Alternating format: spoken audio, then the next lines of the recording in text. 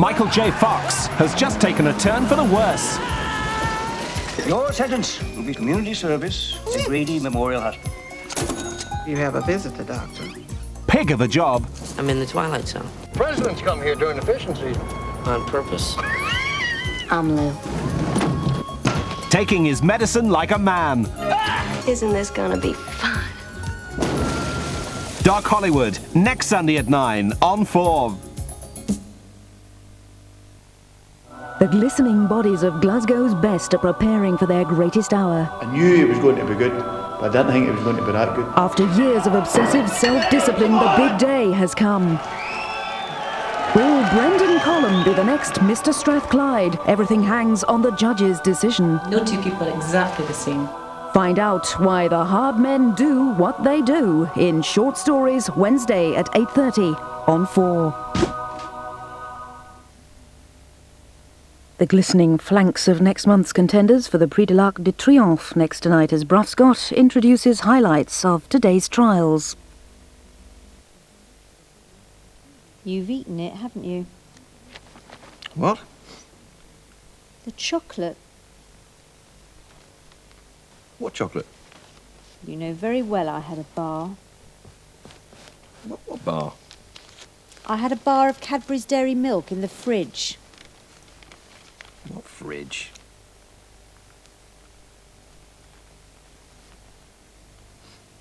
Taste the glass and a half in Cadbury's Dairy Milk. If I want to get into Italian designer dresses, I think I'm gonna have to give up Italian food. I want to be able to pop out for a sandwich without piling on the calories. My good intentions always go to pot because I just can't resist desserts. Who cares that you don't want to compromise on taste when you're counting the calories? Boots, we care because you do.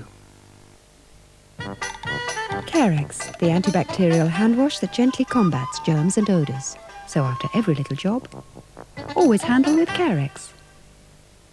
Walt Disney's Aladdin is now out on video. Let's hear what the kids say. I love the way your foul little mind works. Hey, never been like me. Get a grip! Good grip. Good grip.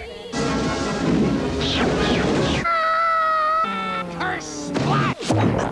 Too close. Don't sit around and then... Group hug. Made you look. Made you look. Aladdin on video for the whole family to enjoy. You'd expect the Times to have great book reviews, but Jeff Brown's film reviews are really surprising. The Times, at 20p, a small price for a great newspaper. Oh, they're singular, they're fingular, they're biscuits without any bends. They're long, they're little and thin in the middle and come to a stop at the ends. They're long and thin with a chocolate skin like sticks in chocolate silk. But the most singular thing in a finger is... Chocolate Fingers, the fingular biscuit from Cadbury. Cadbury's Dairy Milk. Lovely biscuits. For the first time, 20 love songs from the world's greatest male vocalists. When a Man Loves a Woman. Out now on Dino. The Virgo man is neat, methodical, a perfectionist. Critical of everyone else. No. He hates being criticized himself. However, he's immensely practical. Yeah. If there's one thing a Virgo demands, it's punctuality. I don't mind you being late. You know, this is all rubbish. Shame, says Virgos make great lovers. Really?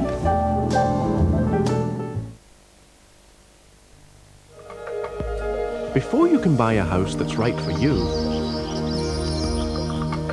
you need a mortgage you can feel at home with.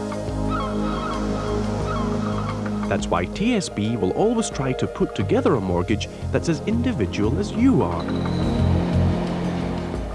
So when you find a house that's really you, you know where to come for a mortgage, don't you? TSB, we want you to say yes.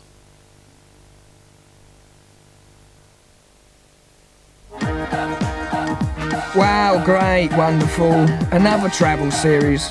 But this one's not about 4-star hotels or fighting for a place by the pool. It's about adventure. Beginning a new adventure travel series that starts on the road to Morocco. It's about dirt and smells and strange foods and finding the cheapest place to sleep. And I'm in it. Lonely Planet begins Wednesday the 28th of September on 4. Get up! Marlon Brando and Jack Nicholson star in Missouri Breaks Thursday at 10 on 4. Now on 4, highlights from today's Parisian racing trials introduced by Bruff Scott.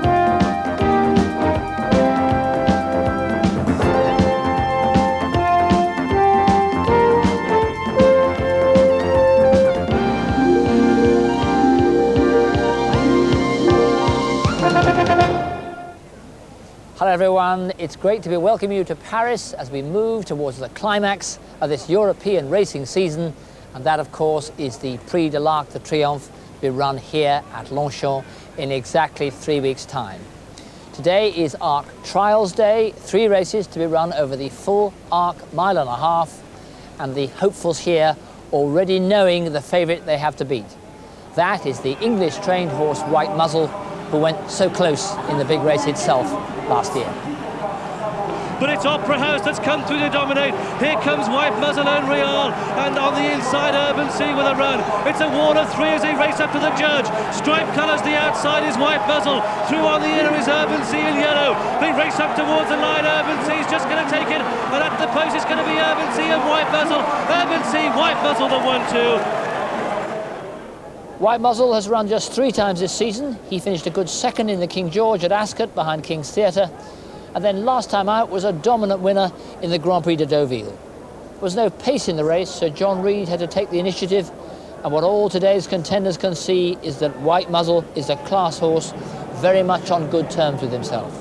They've got just over 1.5 furlongs to go, and it's White Muzzle under John Reid quickening the game. Through on the inside comes Jackadiddy, the dark blue. Pink cap on the outside is Rain Trap. Light blue colours on the extreme right is Bright Moon. They've got just under 1 furlong to go now, and it's White Muzzle making the best of his way home.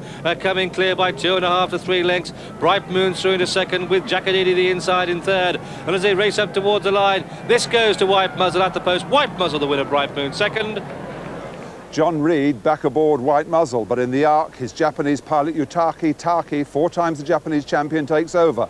So the White Muzzle puzzle is this: will the local turfees and the British punters be prepared to trust Taki in what is traditionally Europe's roughest race? Well, the bookmakers make White Muzzle the 5-to-1 favourite, with Hernando put in at 7-to-1. He needs an emphatic win in the Prix Foire to see the favourites flip-flop. 8-to-1 Luca Cumani's Only Royale, 5th in last year's Arc after winning the Foire. 12-to-1 King's Theatre, 14-to-1 Apple Tree, and 20-to-1 Intrepidity, Foire rivals of Hernando, and 20-to-1 Celtic Arms coming up in the Prix Niel. Hernando has to win now to become Arc favourite for the 2nd consecutive year. Yes, Hernando, part of a small but oh so select team for this Prix Foire. Just 5 runners, 4 of them trained by André Fabre. Hernando's the exception, and at his best, he is exceptional. Here's John Oaksey. The French Derby winner Hernando won the Prix Niel on this day last year. Then he ran like a tired horse in the Arc, but has been campaigned quite differently this season. After a 9-month rest, he certainly looked as good as ever at Deauville the other day, coming from last to first to win the Prix Gontaut-Biron. Look at Hernando, 2 from the right of the picture starting to close. With the blue colours, Blush Rambler, Yellow Cap, Beneficial, Triaris, and here comes Hernando with a storming late run. Hernando comes to the swim and going to the lead by a length. Triaris and Beneficial battling, but it's all over. Hernando has won it. Hernando the winner. Apple Tree, an old favourite with British fans and better than ever at 5. Already a group winner in Germany and America, he's won both the Coronation Cup and Grand Prix de Saint-Cloud this year and ran a fine race to be 4th in the King George VI at Ascot. Last year's Oaks winner, Intrepidity, hasn't run since finishing last, a shadow of herself in Apple Tree's Coronation Cup. Those who called her lucky in last year's VHS May had to eat their words when she ran 4th in the Arc. On her day, properly ridden, this is a brilliant filly. Not surprisingly, Hernando is odds on at 7 to 10. Apple Tree, 1.6 to 1. And Sheikh Mohammed's trio coupled, Intrepidity, Richard of York and Wood Stag, the outsiders, 2.2 to 1. 5 runners for this Prix Foire. Woodstag will be the pacemaker, but it'll be a fascinating tactical battle behind him. Graham Good with the call. It's Woodstag leading. Woodstag clear by 2 lengths. 3 lengths to Richard of York in second. A similar gap back to Intrepidity, who's in the third. And then Apple Tree and Hernando is 5th of 5 as they pass the halfway stage.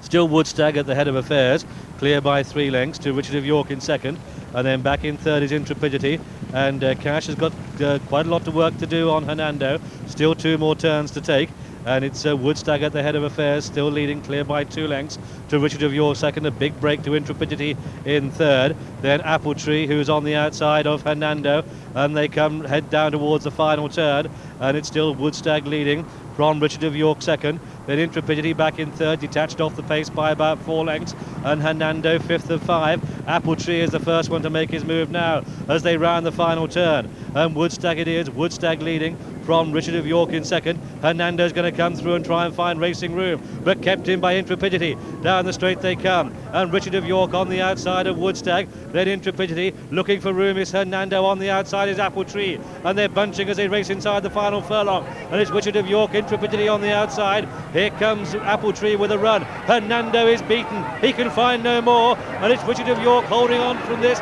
Here comes Apple Tree on the outside of Intrepidity as they race up towards the line. Richard of York, Intrepidity, Apple Tree, that'll be the 1, 2, 3 at the post. Richard of York it is from Intrepidity in second place, Apple Tree is third, and what a disappointing race by Hernando, but was he given much of a chance by Cash? Well, you certainly can't help feeling sorry for Hernando. Cash Asmussen has often given him a lot to do, but today, with 3 Andre Fabre runners against him, he hasn't seen as much daylight as most coal miners. Just look how Intrepidity keeps him in now. You see, as Hernando tries to get out, Cash Asmussen tries to find him some daylight, Intrepidity definitely thrusts him back in again. And from that moment on, with the 3 Fabre runners in front of him, he would only have a chance with a load-bearing helicopter, and Cash quite soon gives up the fight. Now, I didn't think that looked a very good effort by Hernando, but I've talked to Cash Asmussen, who wasn't as disappointed as you might think. He said, well, the horse wasn't as sharp as he should be. He's got 3 weeks more, and he'll be a lot better on Arc Day. And Francois Boutas had a nice line. He said, we've lost the battle, but not the war. Richard of York, coupled with Intrepidity and Woodstag, pays 3 francs 20 for the win, and on his own, 4 francs 30 for the place. Intrepidity, 2 francs 50, the forecast, 44 francs 70, but only 2 horses have won the Foire and the Arc in the same season, Sagasse in 84, Ali France 20 years ago. Will Richard of York make it number 3, or maybe Intrepidity will become the 3rd filly to be runner-up in the Foire to go on to win the Arc? The Prix Vermeil is Europe's top race for 3-year-old fillies in the autumn, and it's a 9-strong field today, which has drawn 4 from our islands. State Crystal, with whom Henry Cecil and Willie Ryan will be hoping to make up for that so disappointing effort with Red Route and the Destiny St Ledger. There's Relatively Special from Luku Kumani's yard, there's Yenda from Roger Charlton's, and from Ireland there's the so consistent Gothic Dream, trained by John Ox and ridden by Johnny Murtagh. The grey Sierra Madre was the main French challenger on the strength of her shock victory in the Marcel Boussac last year. John Reed on Relatively Special. The filly was not disgraced in either the English or Irish guineas, but Sierra Madre did beat her fair and square at Deauville. Number 1, Yenda, a half-sister by Dancing Brave to the Derby winner Quest for Fame. If the Lancashire Oaks winner State Crystal can even run well, she'll pay a huge compliment to Only Royale. Britain has won the Vermeer 5 times, and our trio, State Crystal, has put in 4.8 to 1, Relatively Special, the complete outside, at around 16 to 1, and Roger Charlton's Yenda is the 2.4 to 1 favourite, with Sierra Madre 2.7 to 1, 7.7 to 1 Diamond Dance, Moonlight Dance 8.1 to 1, Truly a Dream 8.3 to 1, and Ireland's Gothic Dream nearly 11 to 1. Moonlight Dance just walking forward now. Breakaway and a pretty good level break. State Crystal on the outside is one of those first to show. That's on the extreme right in the red cap. Relatively Special in the spotted colours, the white cap, and also spotted colours, Gothic Dream. But Yenda on the left, the pink cap now, and the Patetery has come through to put the pace to the race. It's Yenda leading from State Crystal on the outside. Settled third now, Gothic Dream. Fourth on the inside, Sierra Madre, followed by Relatively Special. A length behind these in the grey with the pink cap, Diamond Dance. In the hoop colours, Truly a Dream. The blue colours of Moonlight Dance, and the dark blue cap out the back is Allez Le Trois. Quite a good pace being set by Willie Ryan on State Crystal, the leader by a length and a half. To Yenda in second, then Gothic Dream third. On the inside, Sierra Madre, the dark green with the pink cap. Black and white spots, Relatively Special. The grey jacket of Diamond Dance, and they head down through the first half mile of this, the Prix Vermeer, and in State Crystal leading. Cleared by 2 lengths now. To Yenda in second, and then Gothic Dream in third. On the inside, Sierra Madre 4. Relatively Special 5, 2 lengths back to Diamond Dance, then comes Truly a Dream. Moonlight Dance and Allez Le Trois still the back markers as they head down towards the halfway stage. State Crystal by a couple of lengths to Yenda, then Gothic Dream back in third. Sierra Madre, Gerald Mossy certainly close enough on her in the 4 spot. Relatively Special 5. They come down past the halfway stage, and it's State Crystal still at the head of affairs, leading them all. Quite a merry dance. Yenda on the outside. Then comes Gothic Dream in third, holding third. Relatively Special on the outside of Sierra Madre.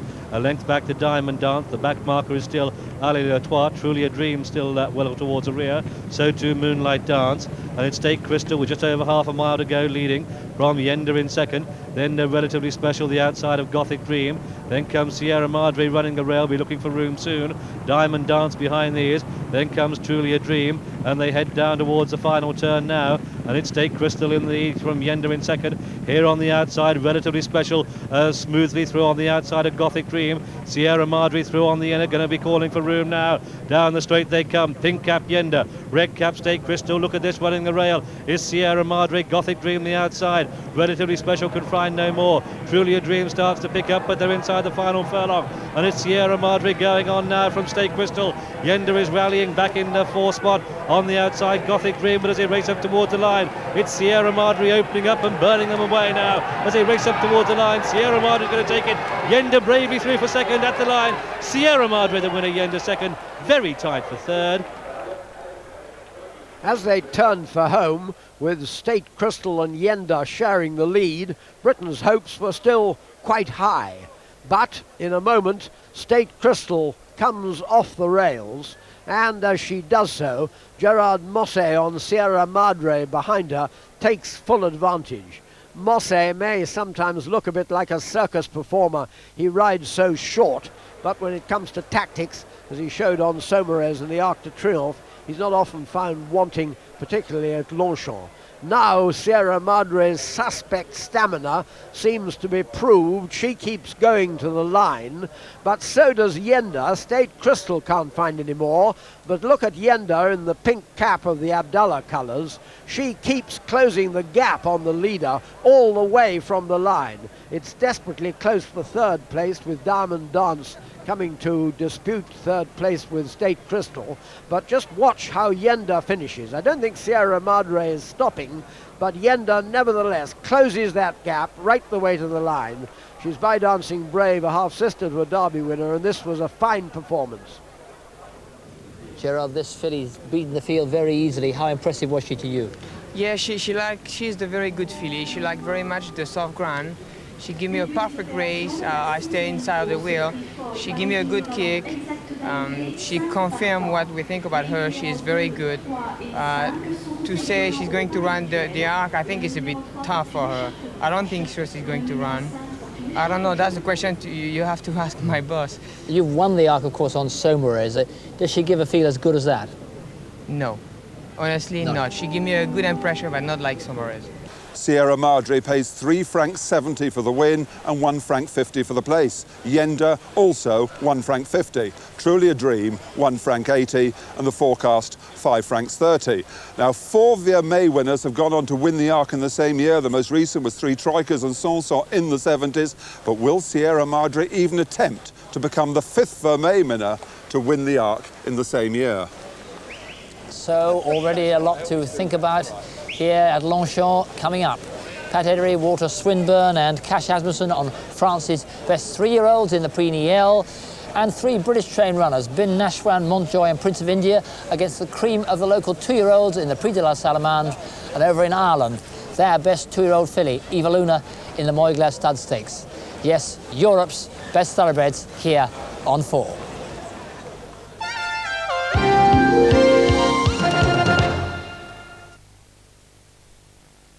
Six months ago, I couldn't possibly have predicted what was going to happen. For many years, I lived with my husband, a compulsive gambler, here. Then, one day, he decided to leave, which was terribly unfortunate, because the very next day, I won the national lottery. How he would have enjoyed spending the money.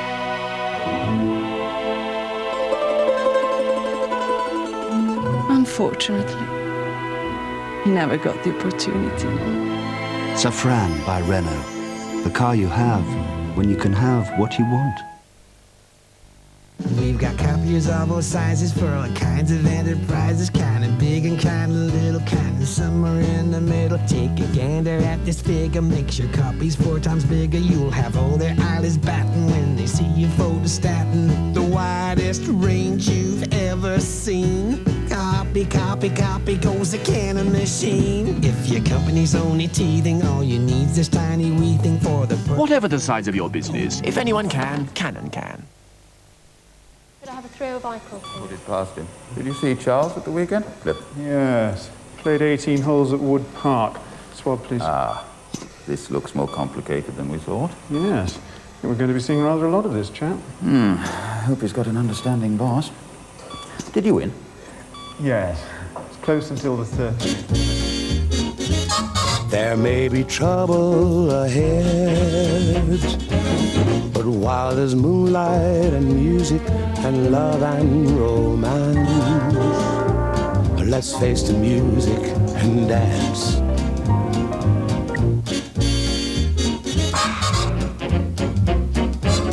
Let's face the music and dance. How's he doing?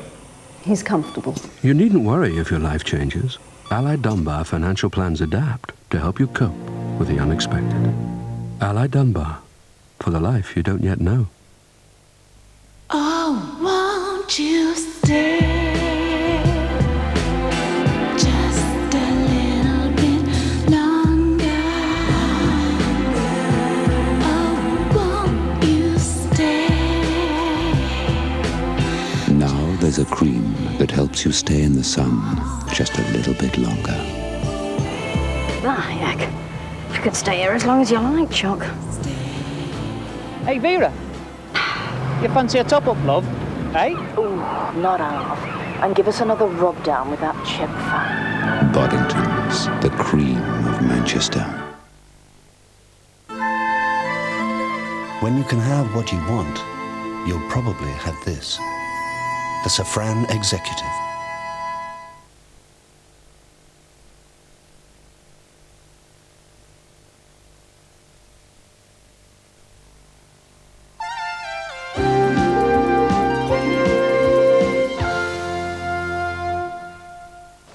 Welcome back with 2 of the major Arc trials already run here, the Prix Foix and Prix VHS May. Now the Prix Niel over the same Arc, 1.5 miles. This is the 3-year-olds. They're all colts. There are 10 of them. And one of them, Celtic Arms, was already scaled the notable peak when he won the French Derby at Chantilly in June. And it's Cicero underwater Swinburne going for home. Strategic Choice runs the rail. Here comes Percuton with a run on the outside. Al Riffa widest of all with a run. Celtic Arms, they're inside the final furlong now, and it's Celtic Arms in the green colours down the centre of the track who takes the call now from Solid Illusion, who's finishing very fast next to the rails up towards the line. Celtic Arms, Solid Illusion at the line. Celtic Arms just takes it.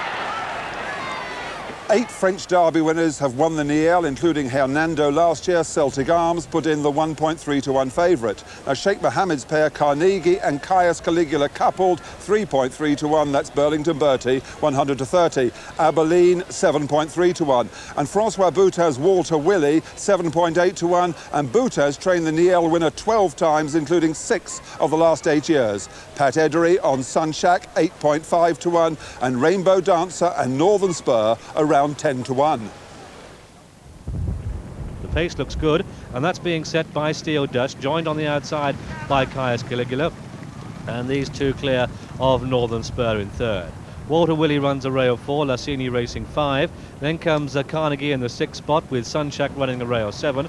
In the 8th is Rainbow Dancer, and Celtic Arms still nearer last and first, and they've certainly passed halfway with Steel Dust at the head of affairs. On the outside comes Caius Caligula. Still one more turn to take, and it's Caius Caligula who's come to join Steel Dust. A length and a half back to Northern Spur in the red cap. White colours is Lassini. Running the rail is Walter Willie.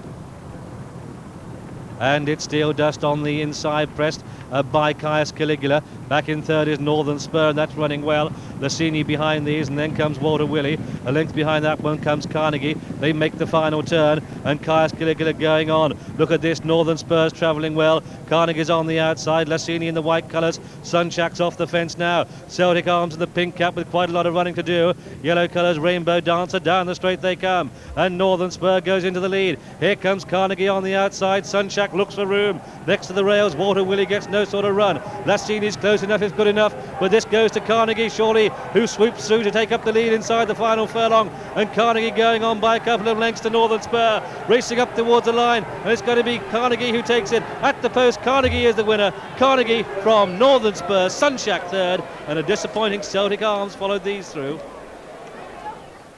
Carnegie, coupled with Caius Caligula, pays 4 francs 30, that's 100 to 30. And the places, 2 francs 10. Northern Spur, 3 francs 80. And Sunshak, 3 francs 60. The forecast, 30 francs 40. And in 22 runnings of the Niel, only Trempolino in 1987 won this, and then the Arc.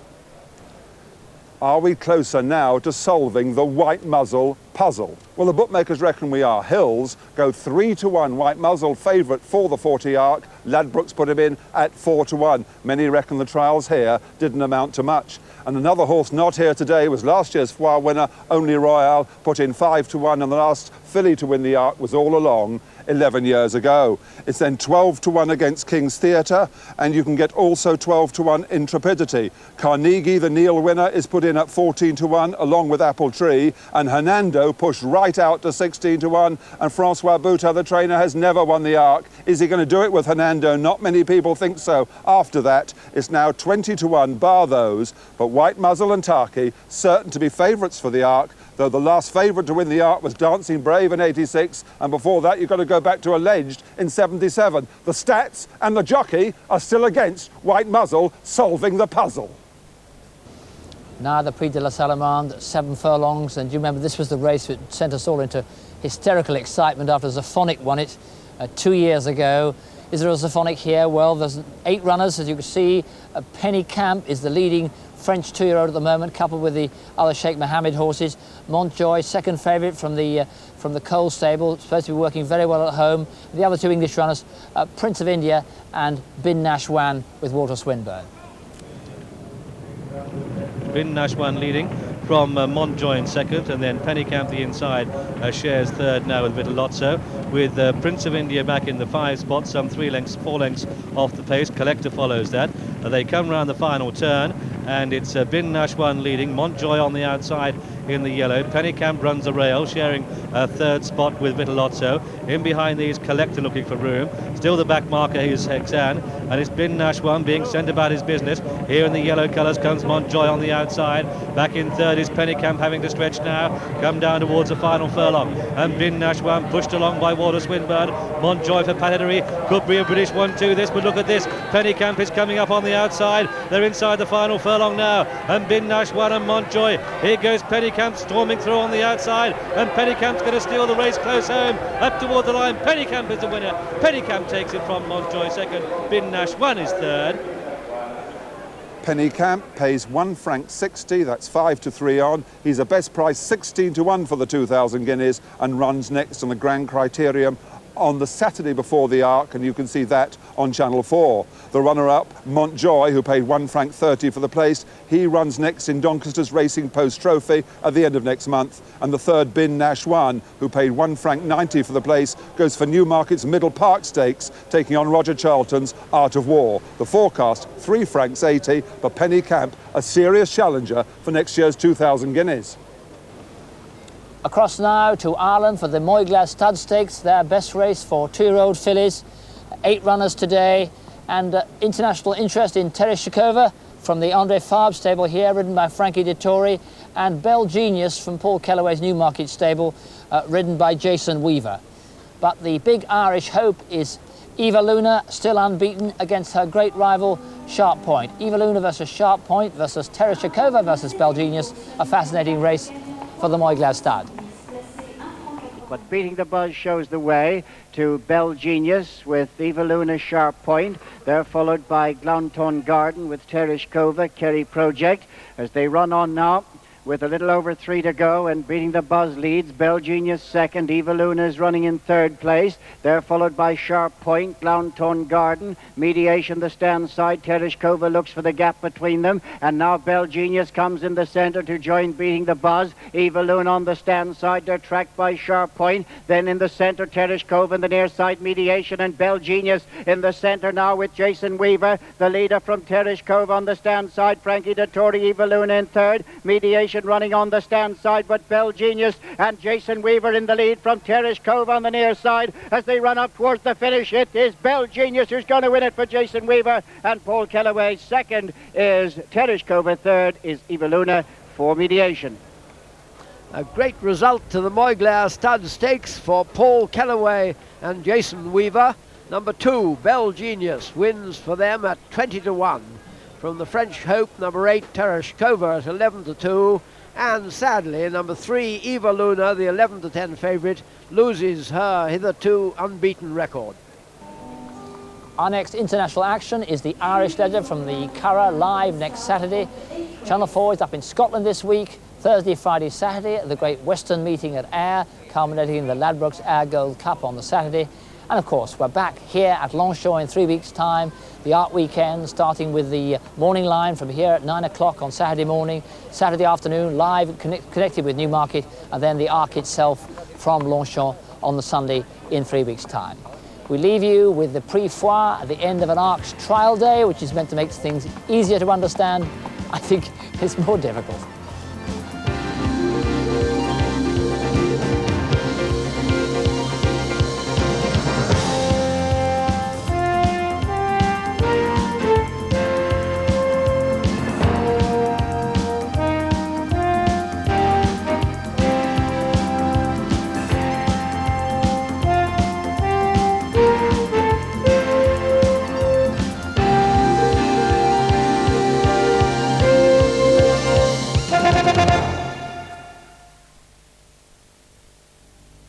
The shadowy world of the FBI's counterintelligence operations present. I was definitely targeted because of my racial origins.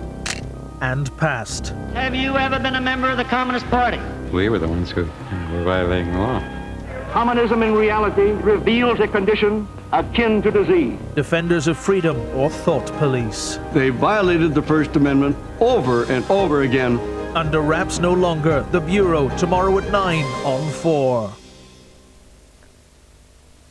Next tonight, against the backdrop of Hiroshima, The Sleep of Reason examines our fascination with disaster and death and how it manifests itself in our art, music and literature.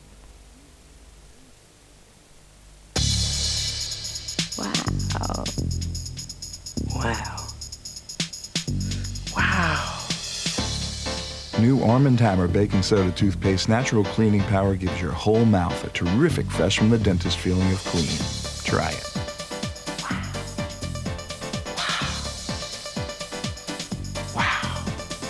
It must be the baking soda. Wow. It must be new Arm & Hammer Baking Soda Toothpaste. Who needs an extra pair of glasses free from Vision Express? Me. My free pairs for my sports bag. Worth at least £79 from our Freestyle range. My free pair gives my contact lenses a rest. My free pair? Who wants to look the business all the time? Made in about an hour at Vision Express now.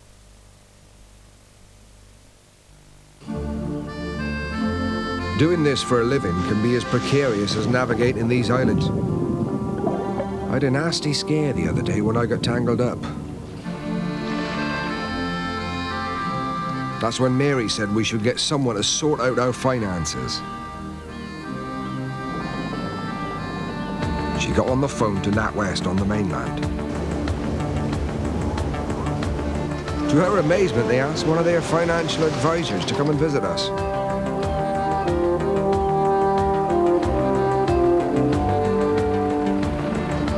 We talked about life assurance, pensions and investments, and he worked out some interesting proposals. However, we decided that before we got in too deep, we wanted to think about it. The NatWest fella said he'd be delighted to return. I hope he meant it. You know that little crack you've been trying to ignore? Well, surprisingly, Autoglass can usually repair it without replacing the windscreen. It'll be strong enough to pass the MOT, and it could even be free. Provided, that is, you call us in time.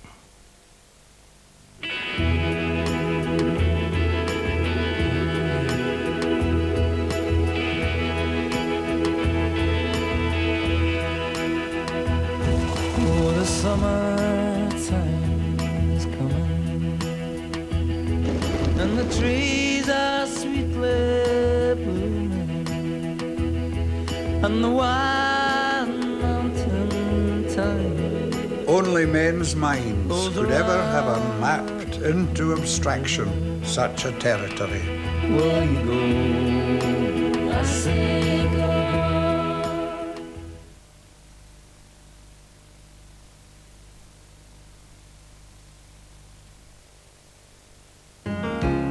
Through the conflicts of the 60s. How did you feel about me being a United States attorney? He's cheating on my mother. When you're with my father, have you ever once thought about my mother? I'm not going to let a teenager dictate my behavior. Look, I feel like I've been good to you. I'm not making him do anything against his will. I'm sorry. I'm sorry. I'll Fly Away, tomorrow at 10 on 4. Now on 4, a fascinating documentary that takes a panoramic view of how man regards death during life.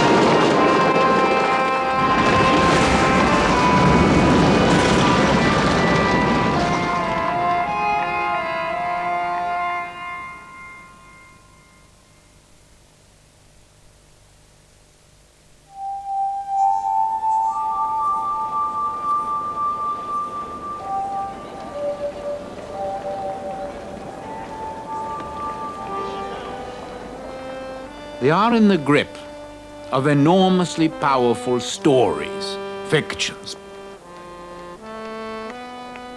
We are all possessed by great myth and mythologies. There is a terrific mystery about being drawn to the abyss. You almost want to fall off. You lean over the edge, you look more and more closely, you even like the dizziness which may pull you over. There is something in us, very deep buried, which likes to think of catastrophe.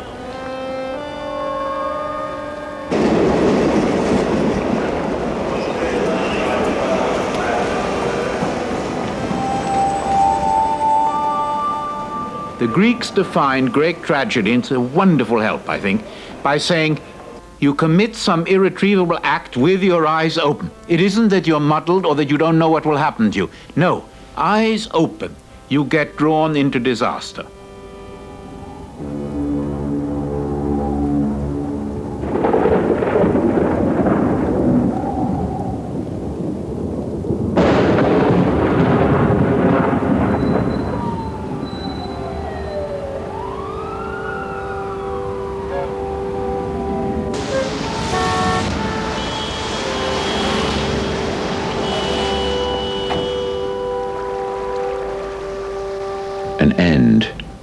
An end of the world.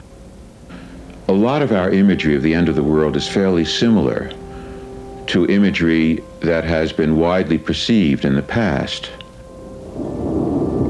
If you think about it, it exists in all of the major religions, and it exists in mythology before that.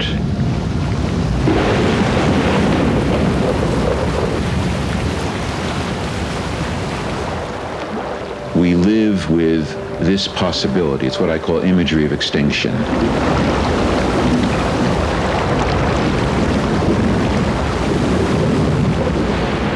Nothing we do or feel is totally free of that image or that sense.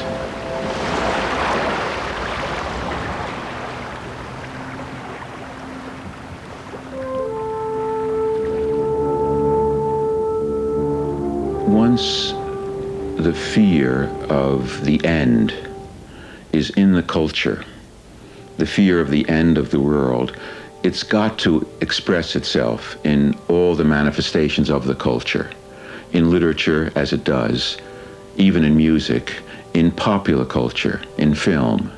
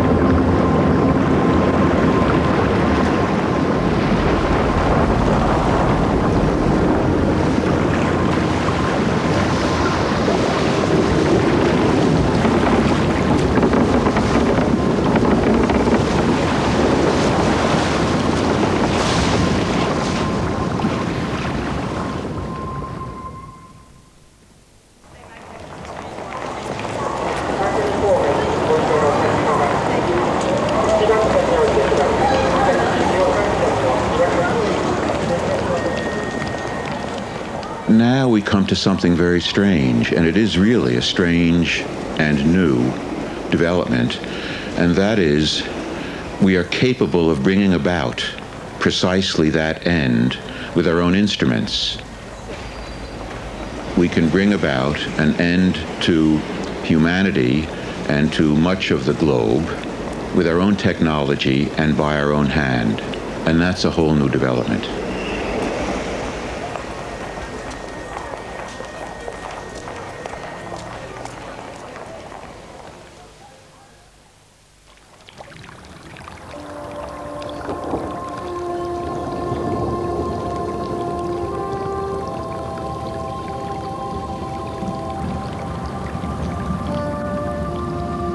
We're looking at the closed panel of the Garden of Earthly Delights by Hieronymus Bosch. The title it's been known as also is The Lesson of the Flood. The entire world of Earth sits in a watery ocean. It's as though God, halfway through the creation, on the third day is pausing to take stock of what he's created. The outer panels signal God's recognition that maybe his creation was no good after all, and maybe he should take it all back. Maybe this is just a soap bubble we're looking at. If you look at the piece, it's in 3 parts. It's a center piece and wings. In other words, it's a triptych. What you have is the birth of Adam and Eve.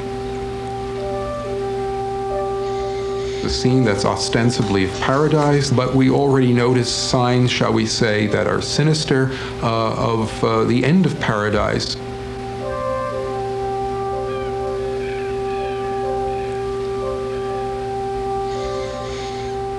Then in the central panel, you see, as it were, the offspring of Adam and Eve. You have the image of the primitive paradise on a human level.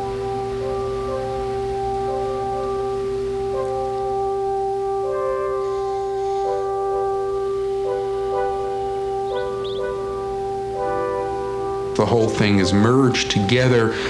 Man is not in total control here. Animal and vegetable are.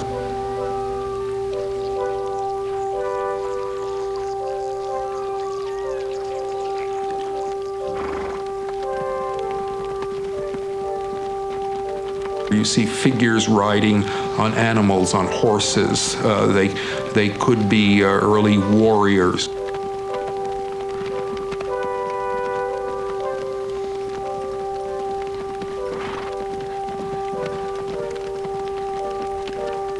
There's an air of the military there, but it's not fully worked out until you finally get to the end where you see destruction and you have the image of hell and the image of disaster.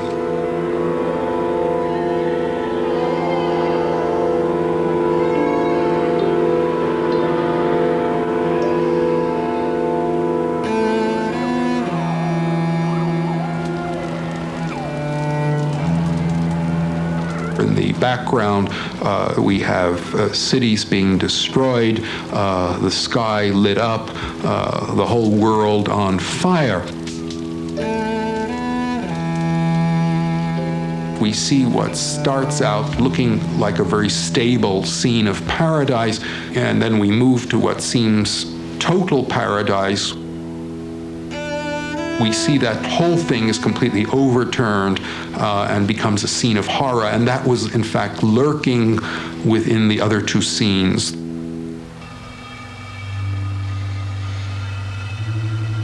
That prepares us. We close the book. We're back at the beginning of creation, but is it the end of creation? There seems to be a sense of uncertainty as to whether we are looking at a world that's past and over, or a world being reborn for the future. More crucially even, there is, to my mind, a sense of recurrence. It's as though this has all happened before, and it's happening once again.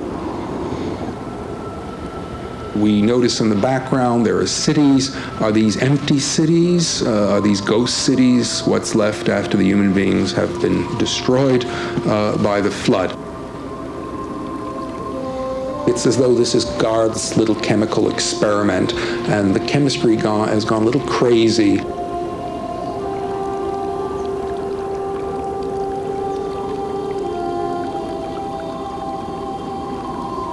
Perhaps the human beings are not to inherit the world. Perhaps it's to go back to nature. We don't know if it's a scene of apocalypse or of renewal.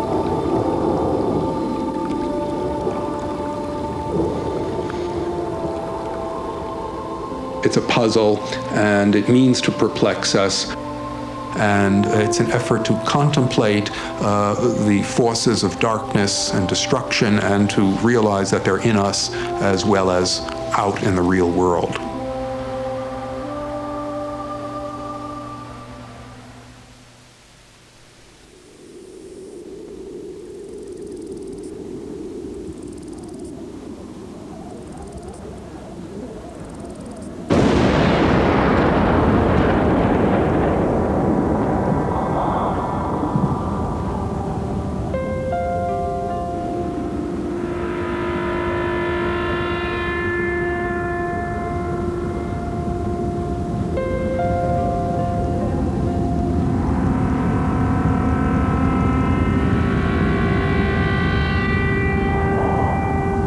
there seems to be a vast human temptation to employ evil means to fight evil, and it gets us endlessly in trouble.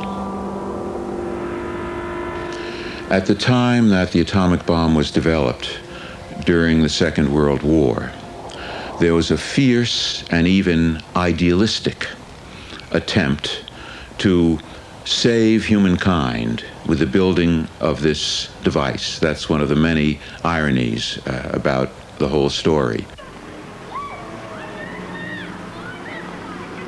Over time, as they worked on it, it became an exciting task and one that absorbed them enormously. And another irony is that, as many reports tell us, there was something like a utopian community at Los Alamos where the bomb was built.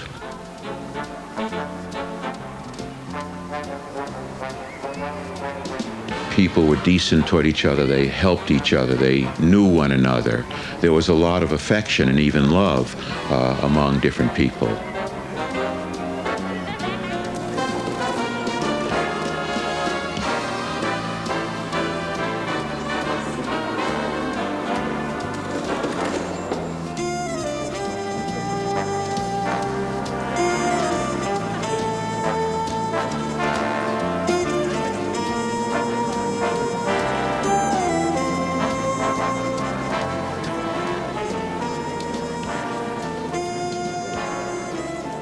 The sense was that physicists were joining a crusade led by Oppenheimer, who was asked to do this by his country, and it was to save democracy, humankind, decency. Oppenheimer himself is the hero of Los Alamos in the making of that weapon. He was the leader, not just personally but intellectually in every way. After Los Alamos, he was often arrogant, demanding, and difficult. At Los Alamos, he was understanding, sympathetic, kind. He realized himself in some complete way at Los Alamos.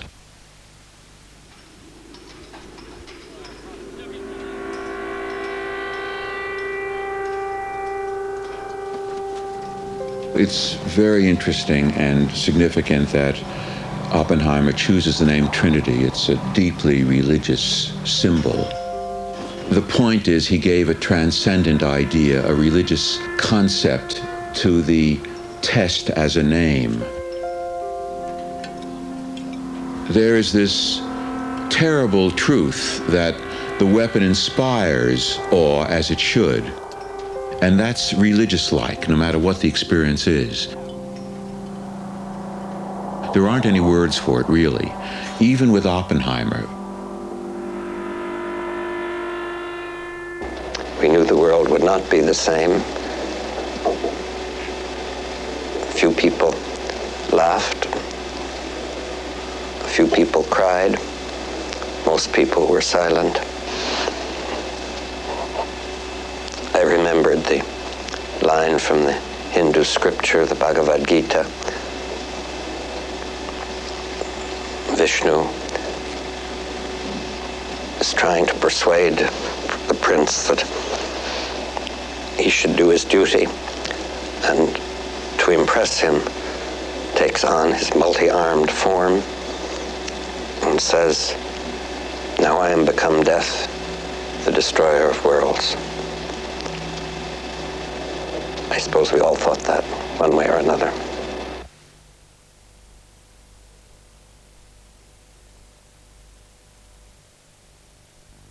We've got copiers of all sizes for all kinds of enterprises, kind of big and kind of little, kind of somewhere in the middle. Take a gander at this figure, makes your copies 4 times bigger. You'll have all their eyelids batting when they see you photostating. The widest range you've ever seen. Copy, copy, copy goes the Canon machine. If your company's only teething, all you need's this tiny wee thing for the... Whatever the size of your business, if anyone can, Canon can. Dixon's. In the Dixon's sale, you'll find interest-free credit and huge savings throughout the store. All in the Dixon's sale, now on. What What's your idea of a nice fish dish? You revship? I'm a soul man. Chief. Mackerel. Smoked. Biffa. I like mine, buttered. What's your idea of a nice fish dish? There's a university that believes that the happiest days of your life needn't end when you leave. Because you go prepared with the highest quality, all-round education behind you. It gives you the degree and the confidence to see you on your way. De Montfort University. Preparation for life.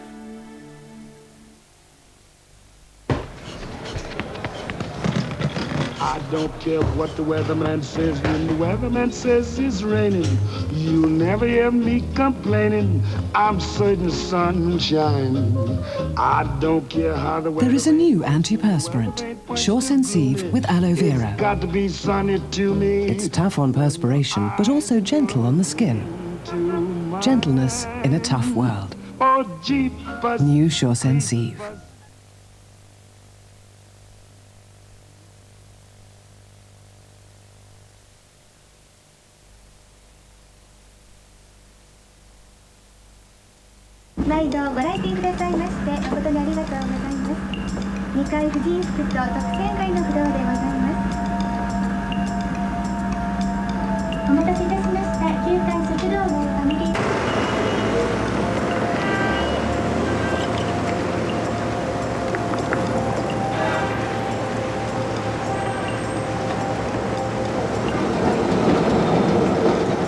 As a film critic, a historian, and theorist, one of the things I find most amazing about popular film, which is what I'm most interested in, is that we no longer sit around campfires and share, the stories of our culture. And so the one sort of communal space we have is the movies, popular movies, the movies that everybody sees.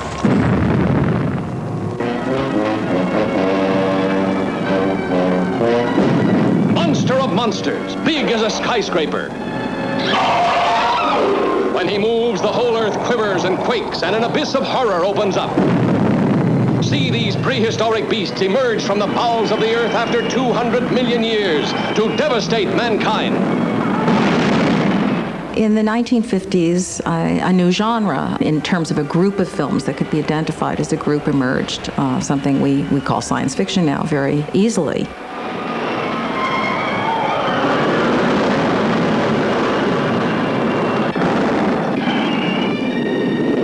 There were different forms it took in terms of this kind of poetic mapping of this new period which followed World War II, part of which were these creature films. There were quite a number of them, most of them low budget. And the films in their own way, their own crazy, wild, weird way, are extraordinarily poetic. See Rodin destroy a modern city, leveling it to the earth with a killing airstream of his mighty wings.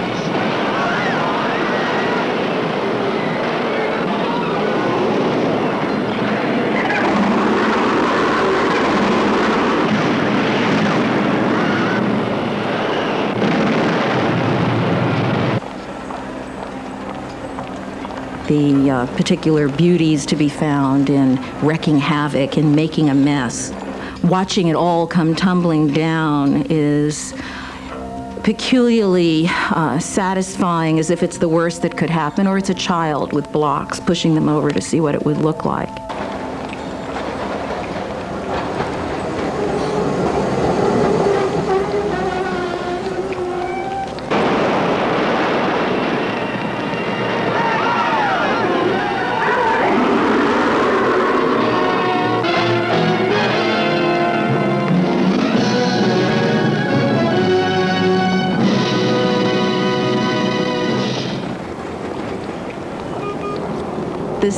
Why the city is attacked. The city is the place where all the action is. It's where all the people are. It's the location of the civilized world.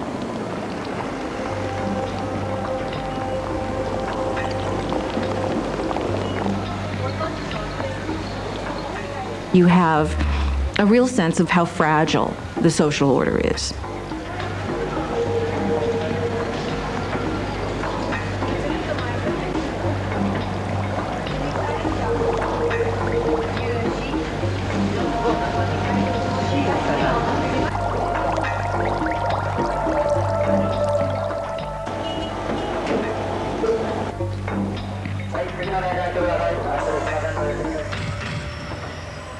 The other set of images, which occur again and again in the urban films, is of the empty city, the city which has been abandoned by fleeing people, the city which is a ghost town. The kind of poetry of that unimaginable emptiness of this otherwise teeming place is incredibly powerful and poignant.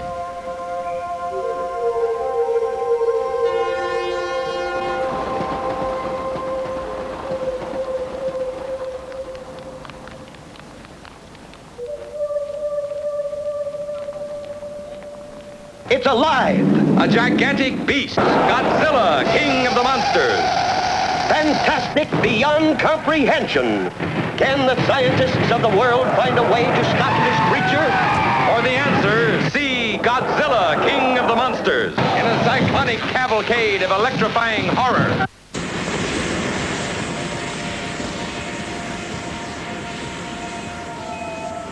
The only thing that can help us get rid of the monster, as it were, is technology, the scientific community. So technology, I think, in the creature films is basically figured as positive, although indeed it was technology that awakened these beasties in the first place. There's something primal about them, which figures not in some strange way the technological, but the kind of prehistory of human being, the dawn of time, of what would it be like if all human life was wiped off the face of the earth.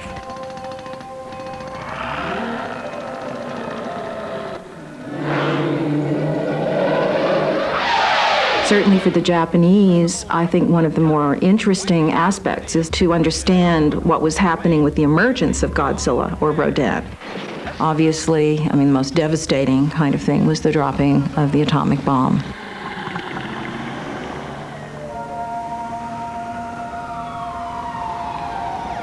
There needed to be some way to figure this, to play it out and see what it looked like. These images, however horrific they were much less horrible than the actual fact, or looking at charred bodies. And it was a way of normalizing the disastrous.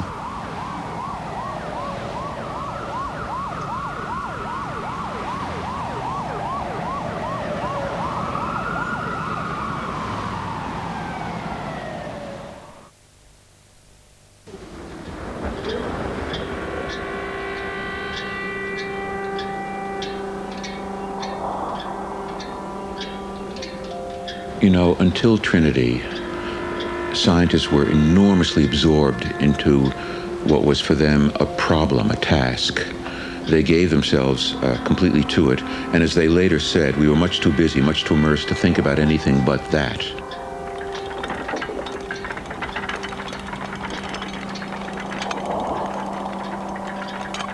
They didn't really very much imagine what would really happen when the bomb was actually exploded. At Trinity, they had to face that. They were exposed to it for the first time. It was an absolute shift in their experience.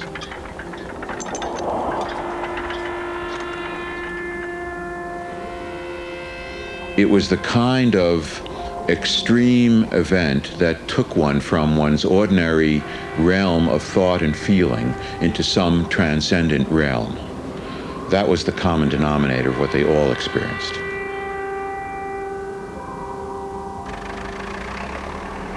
To the extent that someone like Oppenheimer can experience that sense of transcendence and then attach himself to the weapon as his way of coping with this enormous experience, one can speak of a conversion in the desert. A few scientists and others witnessing the bomb had some such experience.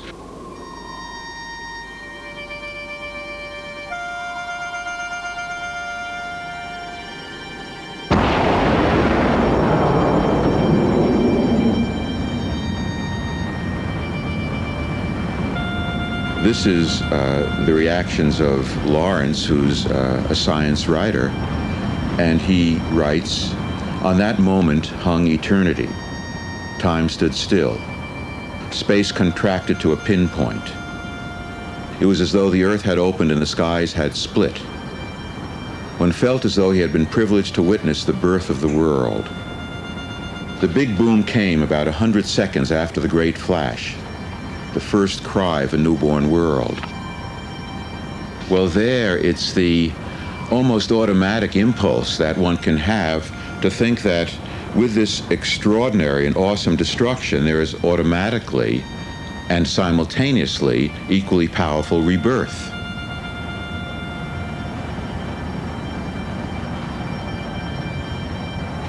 The idea of rebirth in response to death, the idea of some sort of resurrection in response to destruction, is central.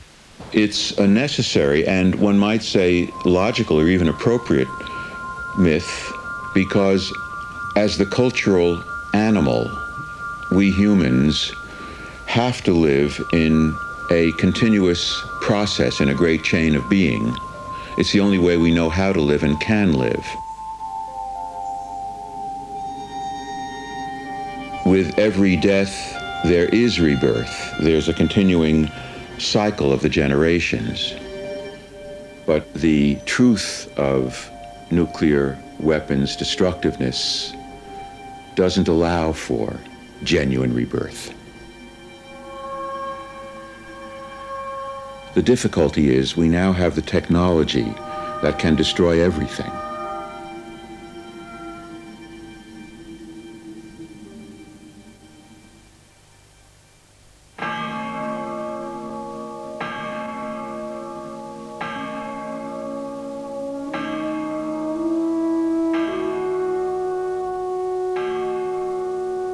We're looking at Bruegel's Triumph of Death, one of the great masterpieces of all time, really. And we see here a progress, we might say, an evolution in the awareness of human catastrophe, the human potential for catastrophe and disaster.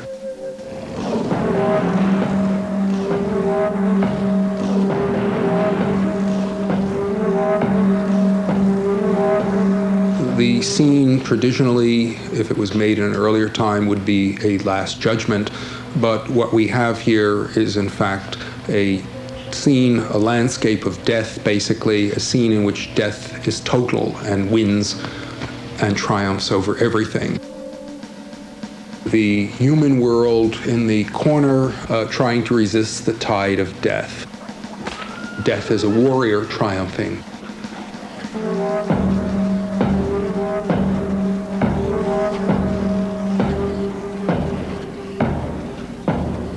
It's quite clear that there's no defense, that the last human figures are completely defenseless, total vulnerability.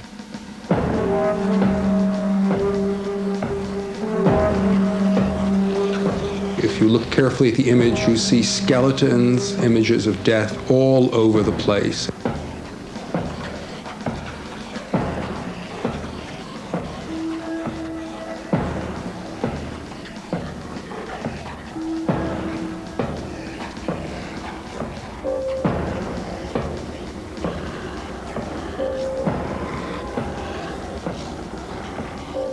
The thing about the image is its startling concreteness of realistic detail. The whole thing is amazingly convincing. It's a kind of horror film, creatures from the other world, as it were, swarming over this world. These are the skeletons in all the graveyards of all the world.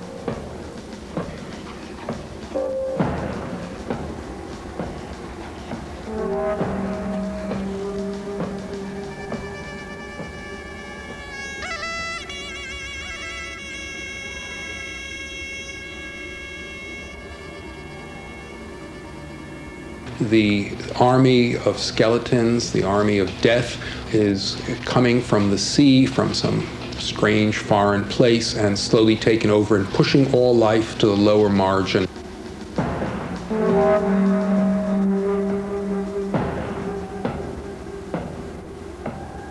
The end has really come. It's not even that the destruction is in process, it is complete now. Complete rout of man.